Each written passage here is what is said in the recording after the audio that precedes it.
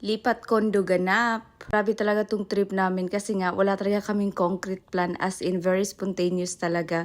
So this time, lilipat na naman kami ng condo. Dito naman kami mag-i-stay for a week yata to, I forgot.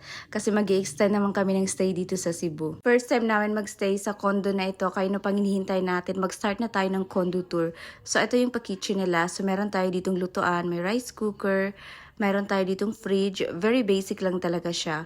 At ayan, meron din naman sila ditong table and chair. May TV din tayo. At eto naman yung ating bed.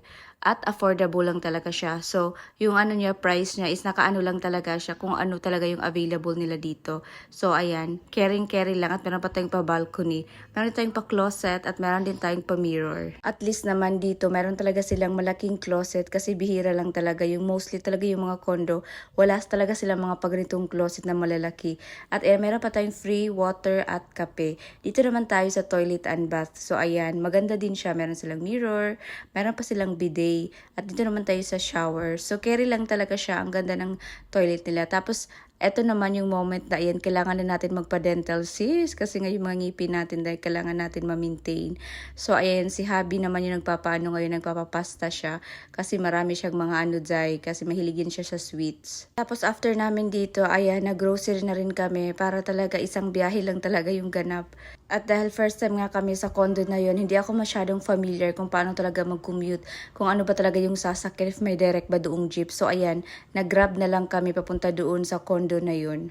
At ayan, nakarating na kami at as usual, ayan, siya talaga na yung magdadala kasi nga gentleman siya. So ngayon naman, pupunta tayo sa kanilang gym kasi meron doon sila ditong pa-gym. Meron din silang pa-pool, ang ganda talaga ng pa-view natin.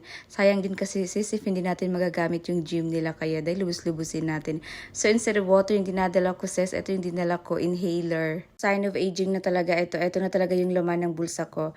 At ayan, nakarating na tayo dito sa kanilang fitness gym. Super ganda din niya kasi marami silang pa-treadmill at hindi masyadong matao kaya perfect.